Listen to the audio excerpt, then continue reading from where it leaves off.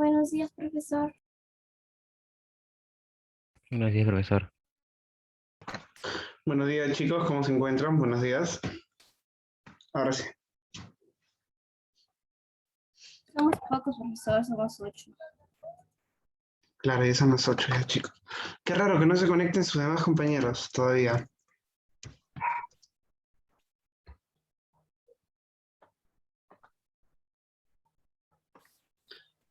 El día de hoy vamos a ver un pequeño videito, chicos, para que nos pueda ayudar a entender el tema que nos toca el día de hoy. Es un tema realmente bastante sencillo y aquí hay un video bastante útil.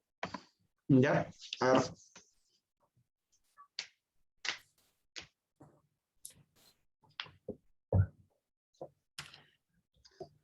A ver, hay que esperar 2 minutitos nada más, ya, sus compañeros, para que puedan ingresar.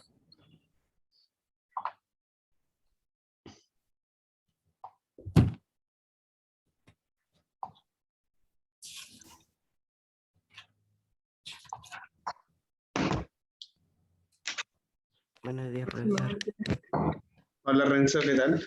Próximamente, de repente, avanzamos también un pequeño trabajito grupal por acá. Aunque chicos, ¿a ustedes cómo les acomoda de repente hacer trabajos grupales? ¿Les parece de repente más factible o más complicado? Para mí normal, profesor. Para Ay, mí ay, es más factible. más factible, más fácil. Ya, está bien. Para De mí no repente... hay problema. Sí, te escucho, Jimena. Para mí no hay problema. Mm, ya, genial, está bien. Para los demás chicos, ¿cómo ven los trabajos grupales? ¿Les parece bien o prefieren trabajar a veces solo?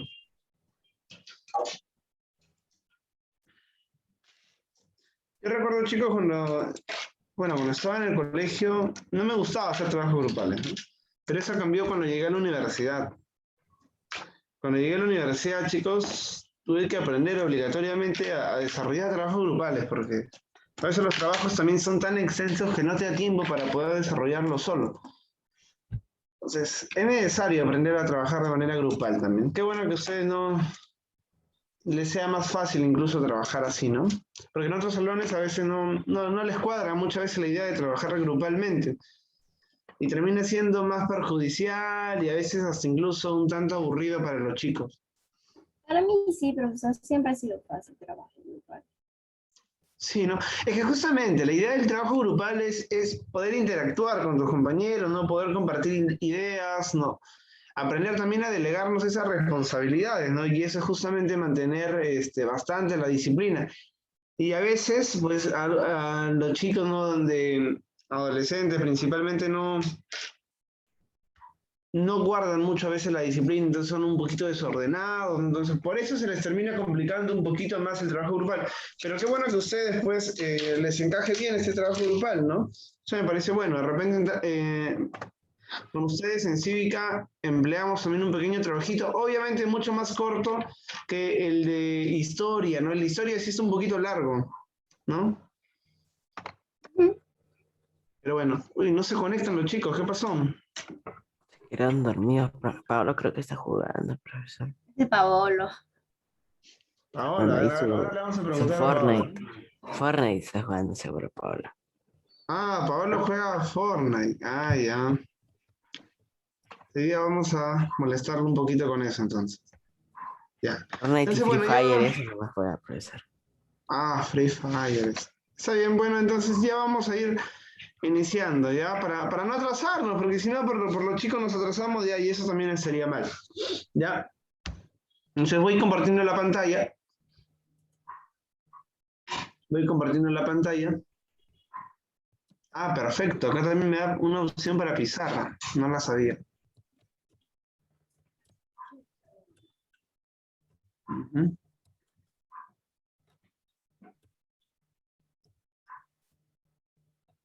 Ya, excelente. A ver, un minutito para compartir la pantalla.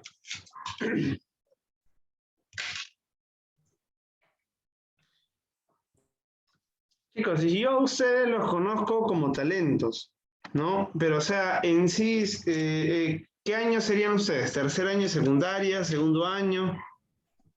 En realidad somos de sexto grado, primero y segundo año. Ah, ya, sexto grado, primero, secundaria y segundo, me dices. Ah, ya. Ah, mira, están combinados. No sé. Por ejemplo, tú, Jimena, ¿de qué año eres? Sexto. Sexto. Ah, ya, mira, sexto, Jimena. Johan, a ver. Segundo año secundaria. Ah, segundo año secundaria. Perfecto. A ver, Renzo. Primer año de secundaria. Ah, primer año. Miren, chicos, ese dato era importante conocerlo desde el principio. Ah, no, no lo tenía muy claro. Ya, está bien. A ver, María. María, ¿tú más o menos de qué año eres? Primer año también, profesor. Ah, primer año, María, excelente.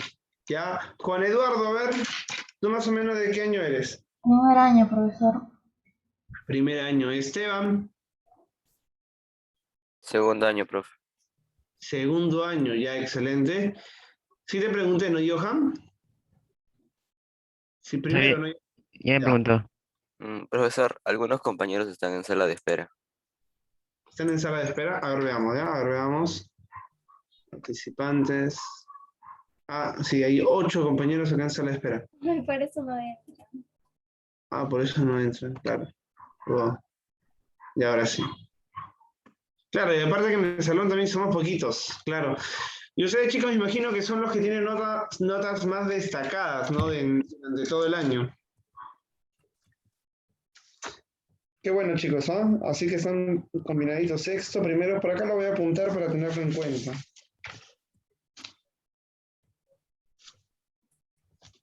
Acá, notas. Profesor, buenos días. ¿Qué tal? Buenos días, chicos. Ya se están conectando ahora sí. Karen, hola Karen, ¿qué tal? Profesor, yo Buenos me días, conecté a las 8, pero no me dejaban entrar. Ya entiendo, no te preocupes. Chicos, miren, estábamos conociendo, yo no conocía en detalle, que en talento de repente no hay alumnos de repente de sexto, de primero y segundo y secundaria, ¿no?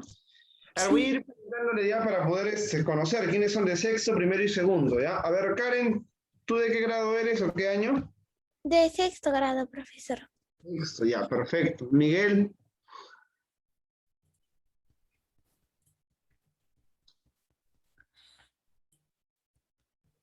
No te escucho, Miguel, disculpa.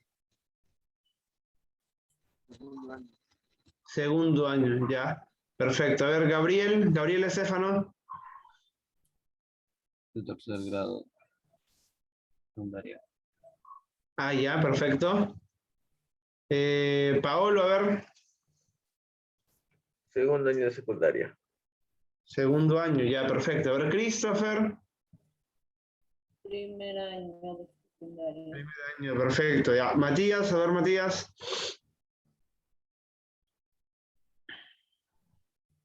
¿Profesor yo? Ah, Matías, ya. Ah, de sexto, ok. A ver, Samira. De segundo.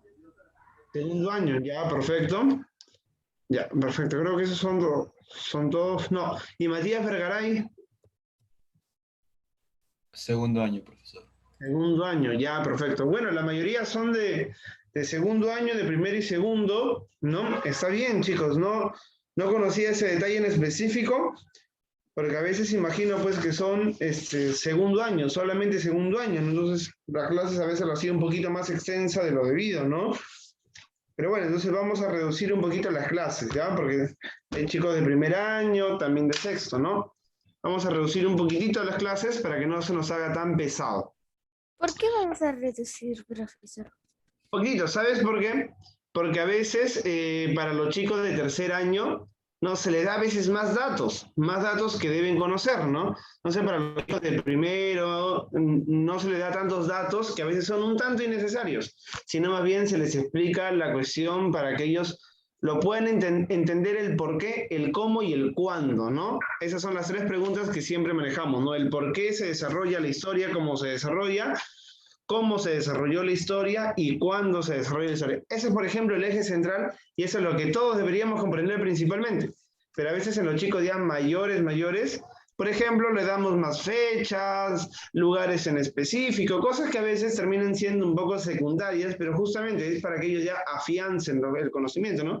Entonces, como ustedes todavía están llevando estos temas y están adelantados pues bastantes años, es bueno porque le va a hacer que ustedes puedan competir bastante, que ustedes tengan pues conocimientos mucho más afianzados en más temprana edad. Entonces hay que contribuir a eso, sí, afianzar sus conocimientos a una edad mucho más temprana, en el caso de los chicos que son, o chicas que serían 2 de sexto y los demás que serían de primer año de secundaria, ¿no? Está bien, excelente.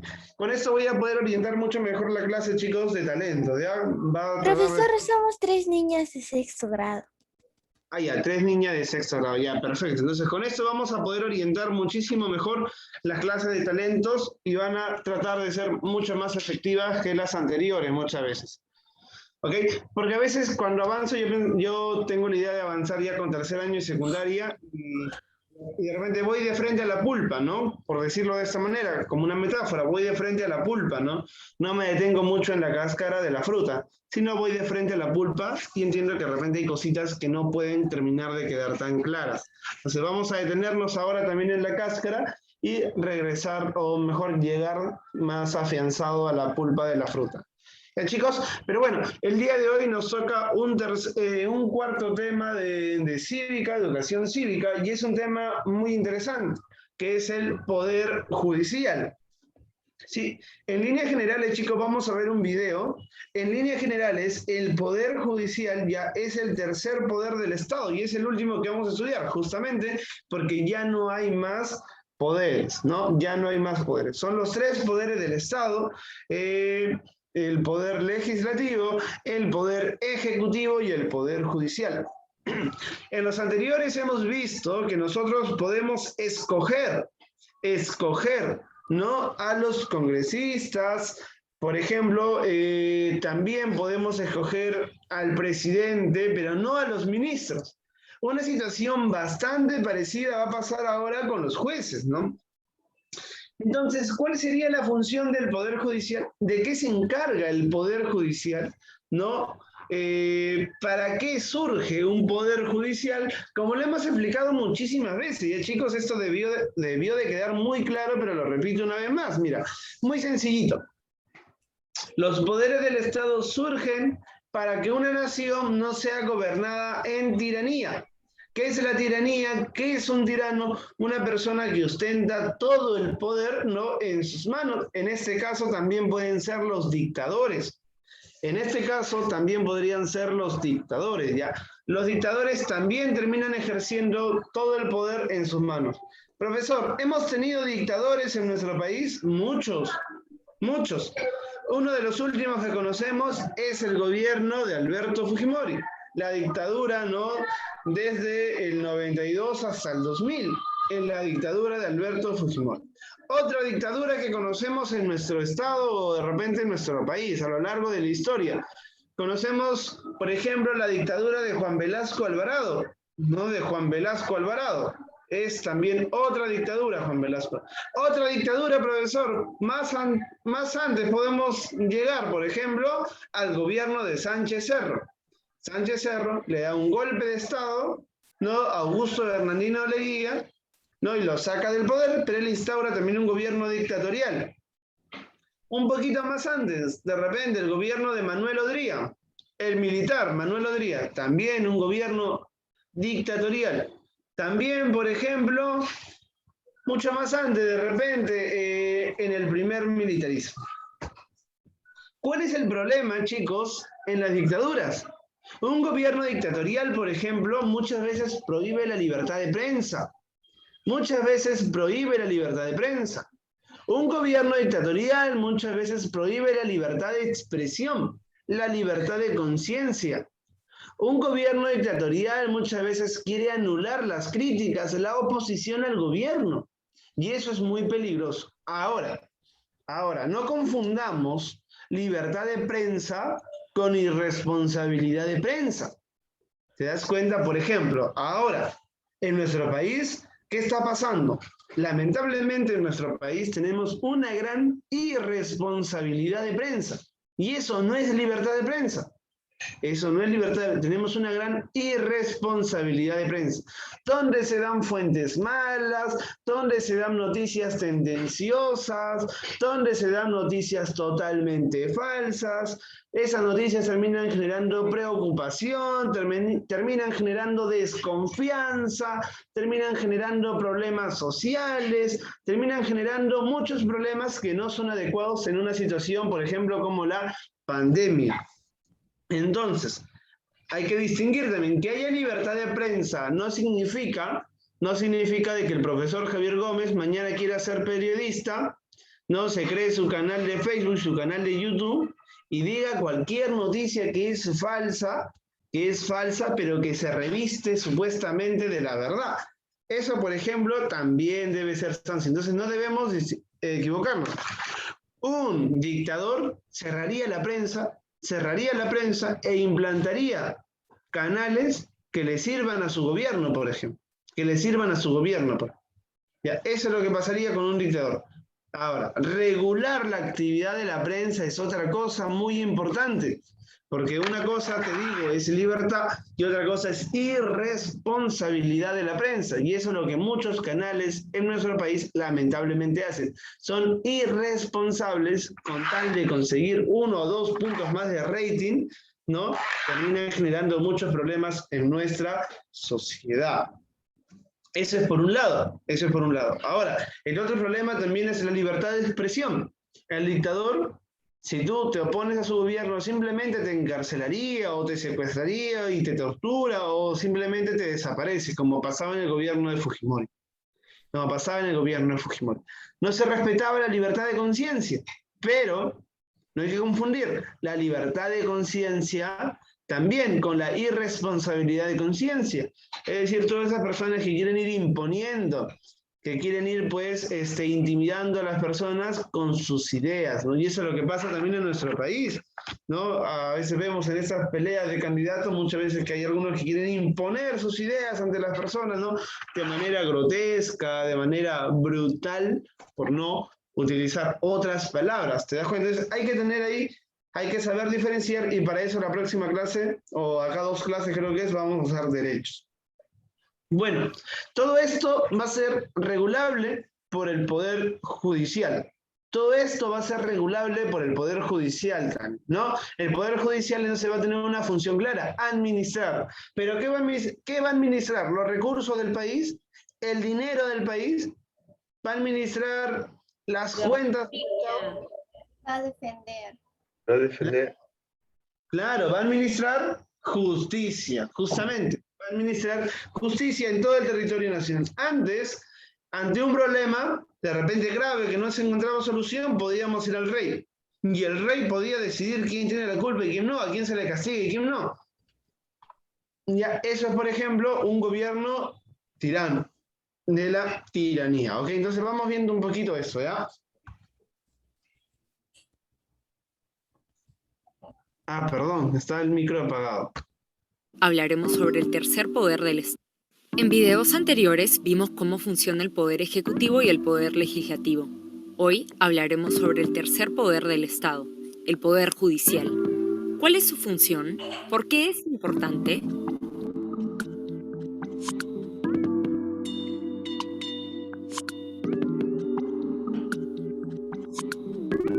El Poder Judicial, al igual que el Legislativo y el Ejecutivo, es un poder autónomo e independiente. Su función principal es la administración de justicia en todo el Perú. El objetivo, garantizar la defensa de los bienes y derechos de todos los peruanos. Ya mira, hasta acá hay una idea muy importante. Es autónomo, independiente, administra justicia, ¿no?, en todo el territorio nacional y garantiza que se respeten los derechos de la persona. Y garantiza que se respeten los derechos de las personas. ¿Ok? Yo te hago una consulta. ¿Qué significa que sea autónomo e independiente, chicos?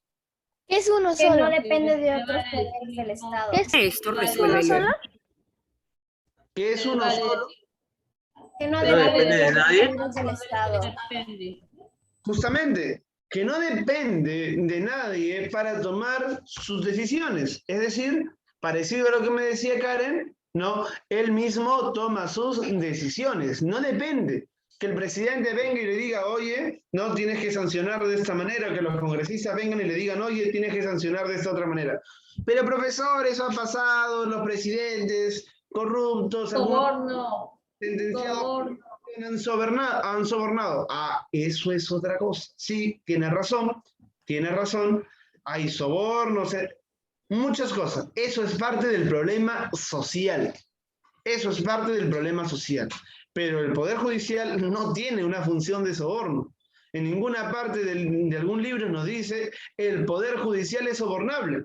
Entonces el problema no es del Poder Judicial. El problema muchas veces son de las personas que ejercen el Poder Judicial. No, te das cuenta las diferencias. Entender, por ejemplo, ahí... litigios o controversias Entender de repente ahí las diferencias que se presenten entre ya, diferentes entre, por ejemplo, el Estado y el gobierno.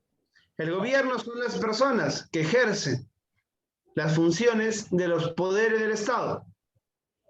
Y en ese caso el presidente y los ministros. Está bien. El Estado es justamente el poder legislativo, ejecutivo y judicial. Pero profesor, entonces el Estado está bien, completamente bien. No, tampoco te digo eso. También hay cosas que de repente subsanar, cosas que de repente remediar. Pero en esta instancia ya tan necesaria de ver muchas veces el problema, en primera instancia, sí, lo superficial, la cascarita de la fruta, justamente a veces son las personas y no las instituciones. Al final, en última instancia, ya las instituciones también pueden ser parte del problema, pero para eso tenemos que analizar ya la pulpa. En la cascarita del problema vemos que el problema son las personas muchas veces quienes ejercen, pero de manera más específica podemos empezar a analizar la pulpa para ver si ahí dentro de la pulpa también hay problemas. Ya chicos, continuamos entonces. y derechos de todos los peruanos. Para esto resuelve los litigios o controversias que se presenten entre diferentes personas, naturales o jurídicas, llamadas partes en el proceso judicial, y se encarga de hacer cumplir las distintas obligaciones y responsabilidades que le corresponde a cada una de ellas. Esta resolución de conflictos se basará en la Constitución y las normas vigentes de nuestro sistema legal y culminará en una sentencia judicial. Mira, eso es parte de lo que siempre hemos hablado. ¿En qué parte de la Constitución, eso ya lo hemos hecho, ¿en qué parte de la Constitución se ubican las funciones del Poder Judicial? ¿En qué parte de la Constitución? Del artículo 89. En las normas. No. Sobre los artículos, no. Te pregunto sobre las partes. La Constitución solo tiene dos partes. La Constitución solo tiene dos partes. ¿En la parte orgánica? Ya, una en la parte orgánica y otra en la parte... Dogmática. Dogmática.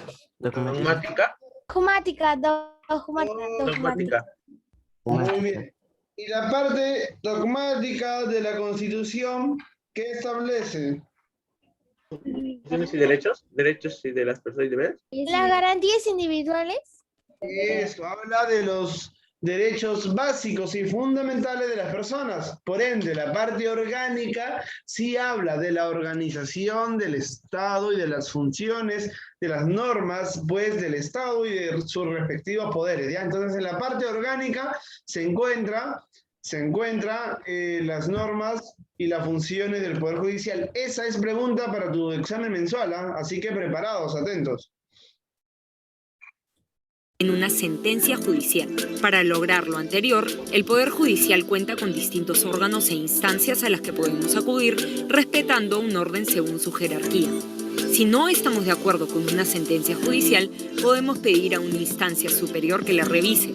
Sin embargo, una vez que llegamos a la última instancia, esta sentencia se considerará cosa juzgada, es decir, ya no caben más pedidos de revisión y se debe acatar lo resuelto. Revisemos cada una de estas instancias. En la base de la pirámide tenemos a los juzgados de paz no letrados. Estos son la unidad más simple y tradicional de impartir justicia. Estos existen en poblados pequeños o alejados que necesitan una autoridad judicial local. Se llaman así pues el juez no tiene que haber estudiado derecho, a diferencia de las otras instancias. Los requisitos para ser juez de paz son tener más de 30 años, ser vecino del lugar, haber completado al menos la primaria, tener una profesión u oficio conocido y conocer, además del castellano, el quechua, aymara o cualquier otra lengua o dialecto que predomine en su localidad. Si no estamos de acuerdo con su decisión, deberemos apelar a un juzgado de paz letrado. En algunas ciudades o poblaciones existen juzgados de paz letrados, a los que podemos acudir a nivel local para resolver conflictos en materia civil, penal, solo faltas, no delitos, y laboral. Asimismo, en caso no haya un notario cerca o este no se encuentre, puede realizar algunas funciones notariales como legalizar una firma. Si no estamos de acuerdo con la decisión de un juzgado de paz, deberemos apelar a los juzgados especializados o mixtos. Los juzgados especializados o mixtos, con competencias en las provincias que la ley les ha asignado, suelen ser la primera instancia a la que podemos acudir si no estamos en poblaciones pequeñas o alejadas como las descritas en los juzgados de paz. Estos pueden recibir casos en materia civil, penal, laboral, agraria, de familia, tránsito y seguridad vial, constitucional y otros que la Corte Suprema considere necesarios. Sus decisiones pueden ser apeladas a las Cortes Superiores. Las Cortes Superiores tienen competencia dentro de sus distritos judiciales. Según las necesidades de cada uno, se crean salas especializadas, solo revisan una determinada materia, o mixtas en asuntos de derecho civil, penal, laboral, agrario o de familia. Para los casos que, por no cumplir con los requisitos, no pueden llegar a la Corte Suprema, la Corte Superior será la última instancia a la que se puede apelar. Es decir, la última a la que podemos pedir que se revise un caso en el que no estamos de acuerdo con la decisión tomada. Finalmente, en la punta de la pirámide del Poder Judicial tenemos a la Corte Suprema. La Corte Suprema tiene jurisdicción en todo el territorio nacional y su presidente es considerado el representante de todo el Poder Judicial. Asimismo, la sala plena de este órgano es el órgano supremo deliberativo de este poder. Pero no cualquier caso puede llegar a la Corte Suprema. Solo revisan casos en materia civil, penal y constitucional. Además, solo admite recursos de casación, contiendas de competencia entre jueces, resuelve ciertas consultas y algunas apelaciones previstas en la ley, como cuando se apela una sanción impuesta por la Sala Superior u otras en materia constitucional. ¿Quiénes son las personas detrás de estas instancias?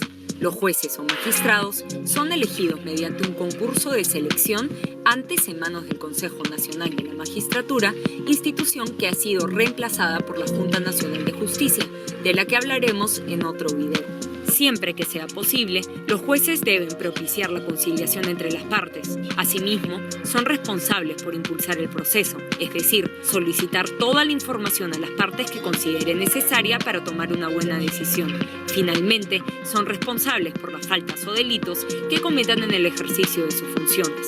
Para ser asignados a los distintos órganos, según su jerarquía, se toma en consideración los méritos que han logrado, su carrera judicial, su idoneidad moral y la antigüedad de su labor como juez. En conclusión, el Poder Judicial es el poder encargado de administrar justicia en nuestro país con el objetivo de garantizar los bienes y derechos de todos los peruanos. Para acudir a él, debemos respetar el orden jerárquico de sus distintos órganos de revisión. Si te gustó este video... Listo, chicos. Yo les sugiero, chicos, que ustedes vean a veces estos canales, incluso para estudiar para su examen, ¿no? Porque tiene resúmenes muy interesantes ya acerca de los poderes, ¿ok? Principalmente en el tema de los poderes, en otros temas no. Miren, yo voy a acudir acá rápidamente a esta pirámide. Ya voy a acudir acá rápidamente a esta pirámide, porque es importante, mira. Gracias. Mira, esta pirámide de repente es lo más importante de todo el tema. Ya es algo que yo quiero también que presten mucha atención. Mira. Los juzgados de paz no letrados, estos que estoy acá rayando, voy a cambiar de color de repente para que se vea negro. Ya los juzgados de paz no letrados, chicos, justamente son no letrados, ¿por qué? Son no letrados, ¿por qué? Porque lo hacen en pueblos pequeños. Porque... Principalmente estos juzgados de paz no letrados se dan en pueblos muy pequeños. Y te hablo realmente de pueblos muy pequeños, pueblos alejados muchas veces de las ciudades. Entonces, el juez de esos pueblos no necesita ser abogado de profesión, no necesita ser letrado en las leyes, no necesita ser abogado de profesión. No, de repente, un ingeniero, de repente, un sastre podría hacerlo. Solamente se necesita tener una profesión conocida y que vivas en la localidad, ¿no? Y obviamente hablar el lenguaje, el idioma de ese pequeño lugar, ¿ok? Entonces, justamente son no letrados porque no se necesita no ser abogado de profesión. A partir de ahí hacia arriba, obviamente se necesita ser abogado, ¿no? Y tener más títulos conforme también vas avanzando y si es que el juez quiere llegar a la Corte Suprema. Los juzgados de paz letrados se establecen principalmente en algunas ciudades también pequeñas. Sin embargo, en Lima hay muy pocos juzgados de paz letrados. Principalmente todos van a esta instancia de acá, al juzgado especializado o al juzgado mixto. Yo no sé, de repente, si es que en Huaycán haya, por ejemplo, juzgado de paz letrado, pero lo dudo. Principalmente allí está esta cosa de acá, que sería el juzgado especializado o mixto. Ya, juzgado especializado mixto. Ahora, de repente supongamos pues que estamos viviendo ahorita en una comunidad, ¿no? Y hay un problema pues laboral, lo sanciona el juzgado de paz no letrado, no nos parece adecuado. ¿Qué podemos hacer si es que no nos parece adecuada la sanción? Podemos El juzgado de paz, ¿verdad? Claro, podemos Puedo ir al apelar. juzgado de paz letrado. Claro, podemos apelar para que una instancia mayor revise el caso. No nos gustó la sanción, no estamos de acuerdo con la sanción, nos parece injusta del juzgado de paz letrado, apelamos a otra instancia más grande. No nos parece justo lo de esa instancia, apelamos a otra cosa más grande, la Corte Superior. Tampoco nos parece justo, nos vamos a la Corte Suprema. Y si acá tampoco nos parece justo, chicos, ¿qué pasa? ¿Aceptarlo? Ya aceptar, ya resignarse. A ver, ¿qué pasaría, chicos? Mm, ¿Qué pasaría, chicos, si llegamos a la Corte Suprema y nos parece injusto? mm, ¿Qué pasaría? Bueno, A si la Corte Suprema, a Cortes Superiores, Suprema. mira, si llegamos a la Corte Suprema y nos parece injusto, en primer lugar, el litigio, el juicio o el caso ha sido sentenciado como cosa juzgada. Es decir, no se permite apelación, ya no, te resignas, pero hay un pero.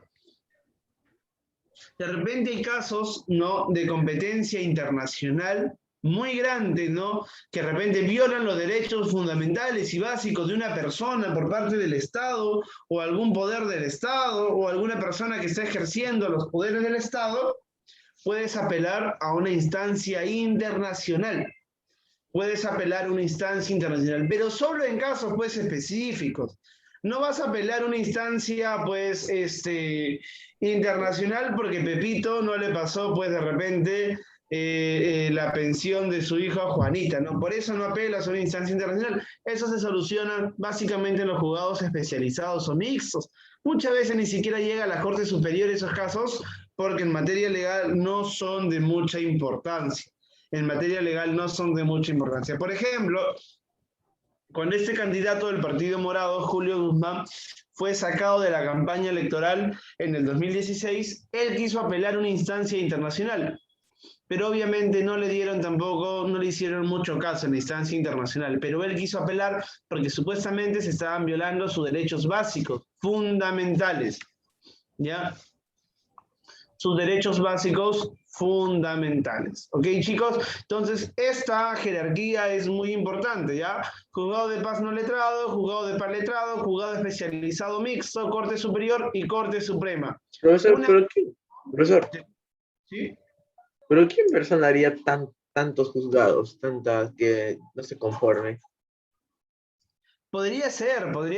Es que a veces sucede también, por ejemplo, en materia laboral, muchas veces, Pablo, hay grandes problemas, porque a veces no se respetan los derechos laborales. Y obviamente, como estamos a veces en la ciudad, no vamos al juzgado de paz letrado, ni al juzgado de paz no letrado, sino de frente al juzgado especializado o mixto, ¿no? Y apelamos hasta la Corte Superior. Muchas veces estos problemas de materia laboral no llega a la Corte Suprema. No llega, pero a veces es meritorio que llegue a la Corte Suprema, porque hay problemas graves, problemas agrarios también muchas veces, problemas de tierra, problemas de una casa, por ejemplo. ¿Qué pasa si es que de un día para otro te embargan una casa por una estafa?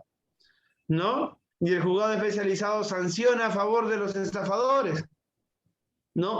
Tienes que ir a otras instancias, ¿no? De apelación necesariamente. Necesariamente. Hay muchos casos que se presentan, Paolo, para justamente seguir apelando. ¿Ya, chicos? ¿Hasta acá alguna duda, chicos? No, profesor. No, profesor. Ya, todo claro, entonces, ¿no? Perfecto, ya. Cuando llega a la Corte Suprema es sancionado cosa juzgada, es decir, ya no cabe, ya no es necesario más revisiones. La máxima instancia de justicia ya lo decidió. Sí, no puede seguir apelando más, ¿ok? Eso es importante. Ahora, antes se escogía a los jueces mediante, En la base de la pirámide. mediante el Consejo Nacional de Magistratura. Mira, acá nos dice, pero nos dio un dato importante. Nos dio un dato muy importante, mira. Acá está. El Consejo Nacional de la Magistratura era quien escogía a los jueces. Pero ¿qué nos dice el video? Mira. Institución que ha sido reemplazada por la Junta Nacional de Justicia. El Consejo Nacional de Magistratura ha sido reemplazada por la Junta Nacional de Justicia. Profesor, ¿eso desde cuándo? Recuerda el gobierno de Vizcarra. Recuerda el referéndum que hizo Vizcarra después de cerrar el Congreso. Ya hizo un referéndum para que ahora los miembros del Poder Judicial sean escogidos por una Junta Nacional de Justicia. Junta Nacional de Justicia. ¿Ya, chicos? Excelente. Como ya lo tenemos todo claro, chicos, como ya está todo claro en el tema, vamos a pasar rápidamente al libro. Ya nos ganó el tiempo para ir a las diapositivas, ya nos ganó el tiempo. Pero bueno, pasamos de frente al libro, felizmente se ha podido explicar todo. En la diapos estaba básicamente, ¿no?, una repetición de la pirámide, ¿sí? A ver, vamos a ver los mensajes. Profesor, ¿se puede hacer un reemplazo a los jueces? También. A ver, ¿qué me dicen por acá?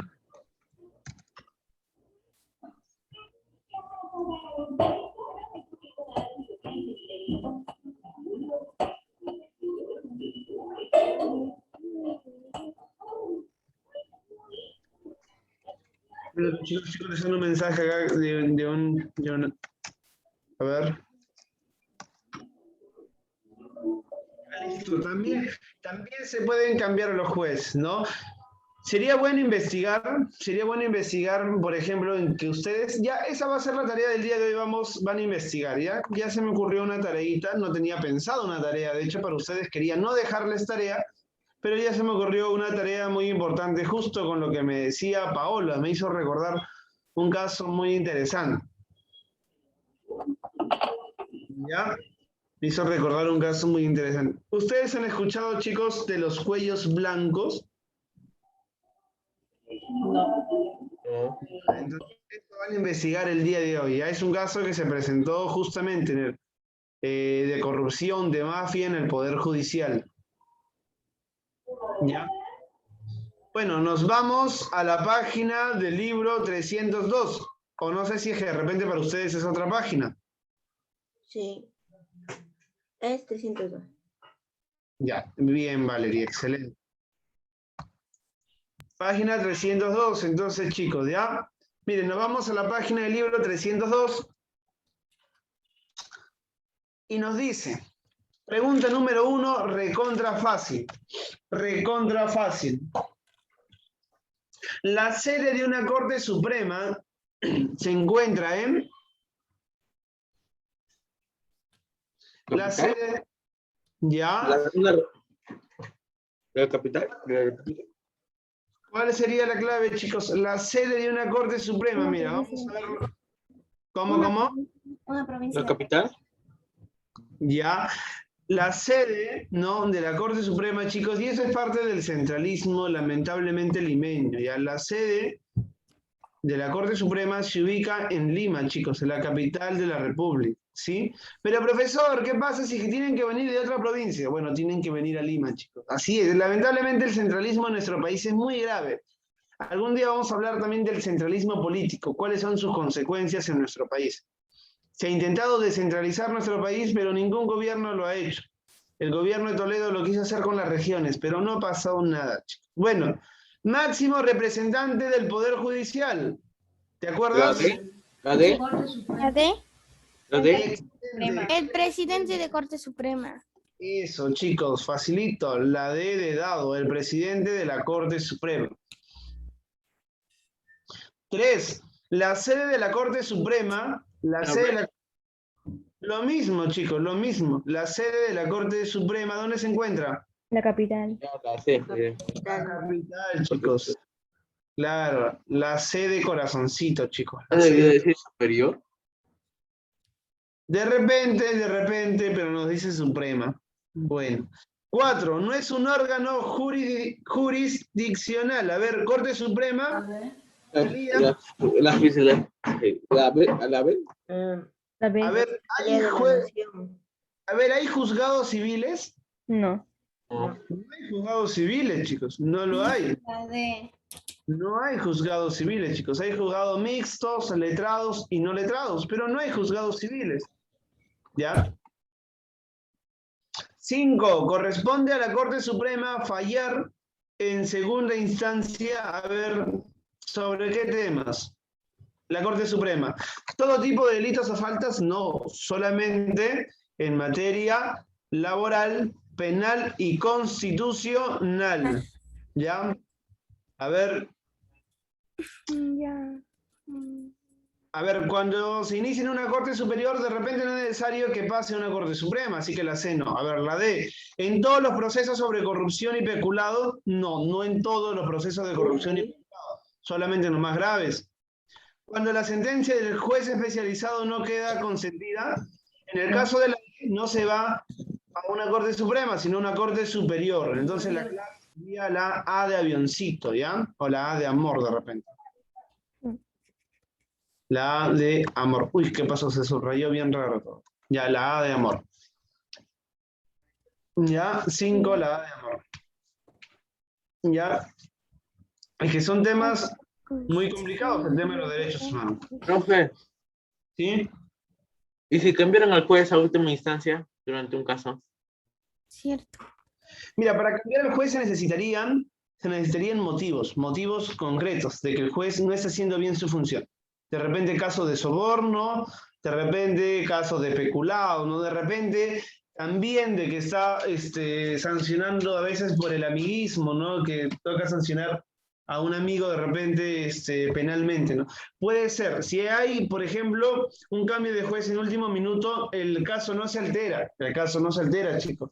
El caso continúa su rumbo, continúa pues en ese proceso judicial, no se altera. Y es justamente algo, el derecho al debido proceso. Si ustedes alguna vez tienen que enfrentar algún problema judicial, tienen que reconocer el derecho al debido proceso.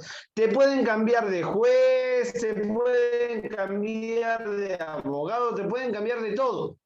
Pero si tú ves que hay fallas, ¿no?, en el proceso judicial, tú tienes que decir lo siguiente, ¿no? Pido mi defensa ejerciendo mi derecho al debido proceso. Porque todo proceso judicial tiene un reglamento. ¿Ok? Todo proceso judicial tiene un reglamento.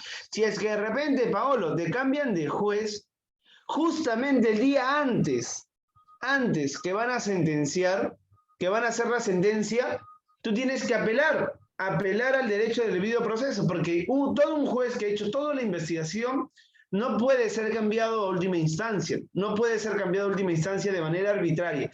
Si es que hay, pues bueno, muchos motivos de repente, pero si es que es cambiado a última instancia, no, porque de repente lo que están buscando es desfavorecerte a ti, ¿no? Entonces debes apelar a ese derecho. No se olvide, derecho al debido proceso, a ser investigado correctamente, ¿ya? Ya, chicos, muy bien. De hecho, también hay otra frase que dicen, ¿no? ¿Cómo es esta frase? A ver, nadie es culpable. ¿Cómo es esa frase? Se me fue. Nadie es culpable hasta que se le muestre lo contrario. Bueno, ya, nadie es culpable hasta que se demuestre lo contrario, ya. Pero yo me ponía a pensar un día, ¿qué sucede?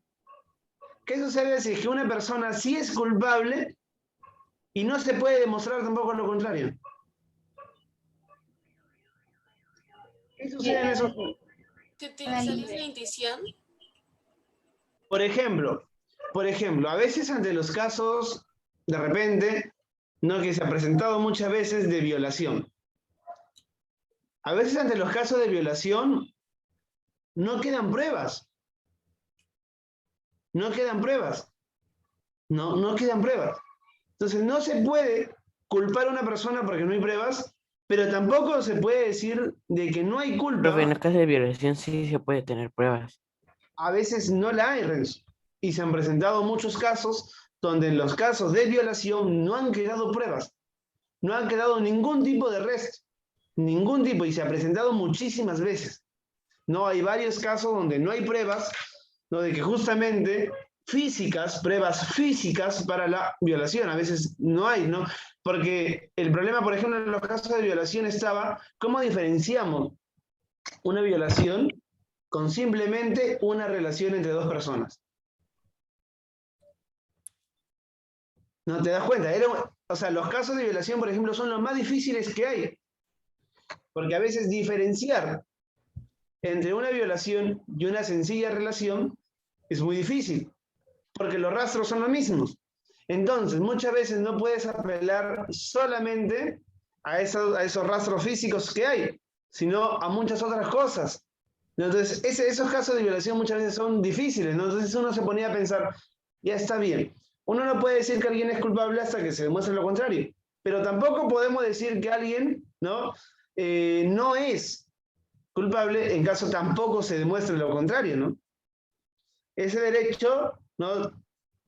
Te permite proteger tu inocencia, pero en algunos casos también ha permitido proteger, ¿no? La culpabilidad.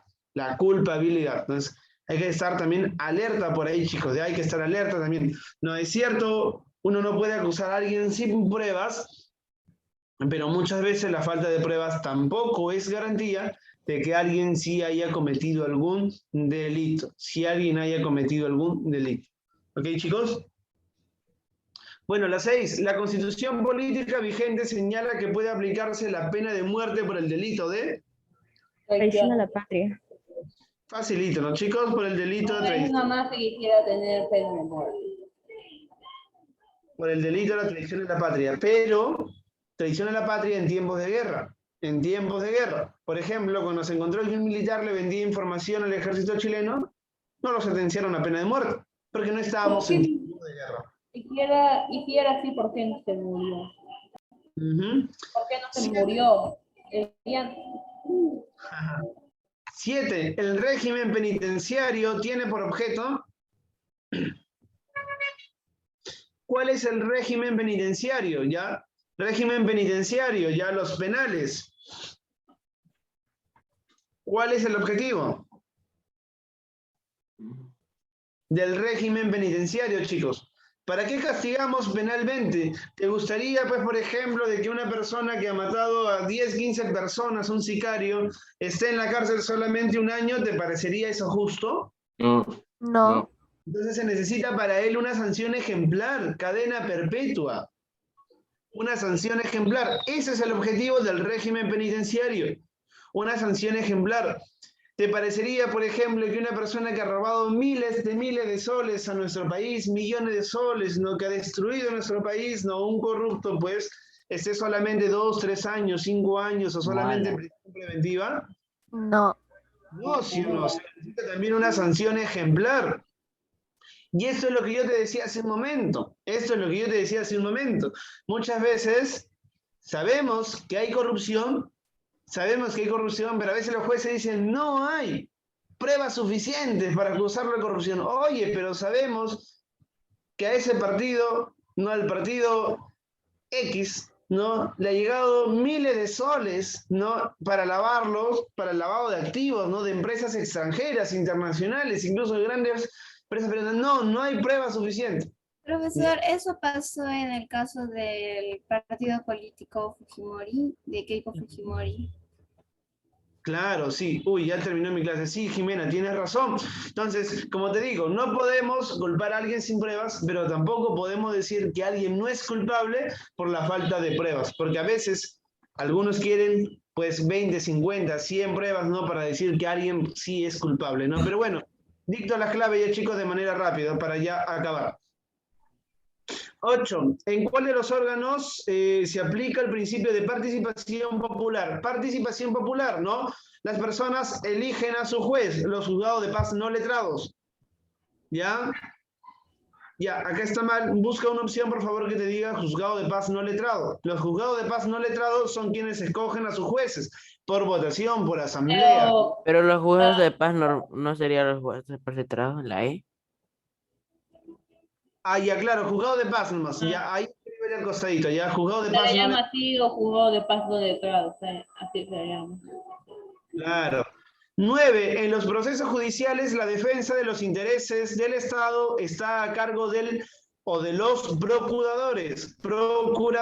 Ellos se encargan, ¿no?, de asesorar la defensa legal al Estado. En caso de que tengamos problemas, por ejemplo, internacionales con Chile, Bolivia, Ecuador, de repente Brasil, de repente Colombia, los procuradores asesoran legalmente al Estado. 10. Para ser magistrado de la Corte Suprema no se requiere. No se requiere. ¿Ser mayor de 45 años? Eso sí, Corte Suprema sí. Corte Suprema sí. Ya bueno, ¿Haber sido juez durante 15 años? También se requiere. En ese caso sería la clave la E. Eso, no, ser peruano de nacimiento. La 10 sería la E, chicos. 11. La función es incompatible con otra actividad pública o privada, excepto, ya, un juez puede ejercer la docencia universitaria sin ningún problema. Entonces, esto es compatible. 11 la C. Un juez puede ejercer la docencia universitaria sin ningún problema. 12, judicialmente no pueden ser revisadas las resoluciones de, una municipalidad, Jurado Nacional de Elecciones, obviamente que sí, un ministerio, una empresa pública, no, de la Defensoría la Defensoría del Pueblo, 12 la E. 13, distritos judiciales, mira, importante, distritos judiciales, distritos judiciales, las Cortes Superiores. Excelente, 13D, Cortes Superiores. 14, por 18 vocales supremos, facilito, la Corte Suprema de Justicia. Corte Suprema de Justicia. Y 15, la apelación es un proceso judicial. ¿A qué se refiere? A la observación, no, a pasar de una instancia a otra. Ya la B, a pasar de una instancia a otra. 15, la B de bueno, ¿ya? La 12, profesor. La 12, la E. La 12, la E. Muy bien, chicos. La Ya, 11. con eso nos despedimos, ¿ya, chicos? La 11, la C, Christopher. La 12 es la E. Sí, Claro, la 11, la C. La 9, la E. 9, la E. Ya, listo, chicos. Con eso nos despedimos y nos vemos en la siguiente clase. Cuídense bastante. Chao. Chao. Que les vaya bien, chicos. Chao. Chao, profesor.